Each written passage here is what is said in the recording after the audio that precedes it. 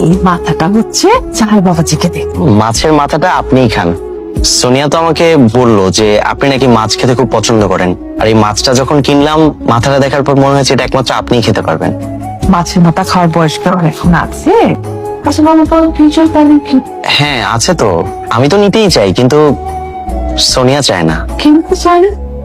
না মানে ওই ইয়ে আর কি। নিয়ে নে খা। না মানে বলছিলাম কি বাবা, ঢাকা শহরে তো মাথা গোছের জন্য একটা পার্মানেন্ট অ্যাপার্টমেন্ট চাই, তাই না? তো দেখো বাবা, ভালো বাসায় থেকে কিন্তু ঢাকা শহরে টিকে থাকা খুবই কঠিন। তা একটা অ্যাপার্টমেন্ট কিনে ফেলো না। মা, আপনি তো জানেন আমি খুব সামান্য একটা চাকরি করি, কত টাকাই বা বেতন পাই। এত অল্প বেতনে কি ফ্ল্যাট নেওয়া সম্ভব? আর তাছাড়া এই মুহূর্তে এত টাকা ম্যানেজ করা আমার জন্য একটু ইম্পসিবল।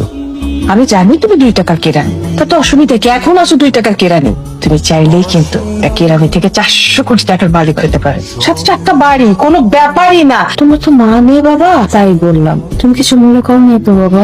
মা মনে করার তো কিছু নেই, এখন তুমি বলেছো যদি কিছু একটা করে।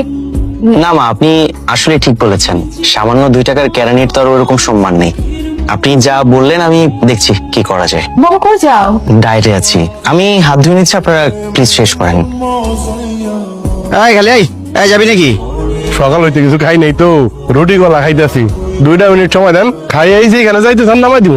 তাড়াতাড়ি খা, আশেপাশে তো আর কোনো রিক্সাও নাই। তোর নিয়ে ভাড়া নিয়ে আবার ক্যাশ করতে হইব, সমস্যা নাই, খা তাড়াতাড়ি খা। সমস্যা নাই, কই যাইবেন? জামু 7 নাম্বার সেক্টর, ভাড়া কিন্তু 20 টাকা দিমু।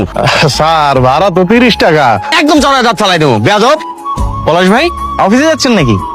আরে ভাই আসি তো ভালোই, যাইতেছিলাম অফিসে, কিন্তু এই যে সকাল সকাল গ্যাস লাগাই দিছে, এই যে ফকিনির বাচ্চা দেখেন না, 20 টাকার ভাড়া চেয়ার হয়েছে 30 টাকা। ওইটা নাকি ওর ন্যায্য, আমারে ন্যায্য শিখাইতে আইছে।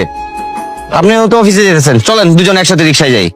না ভাই, আমার আসলে গাড়ি আসবে তো, আপনি যান। দেখছেন ভাই,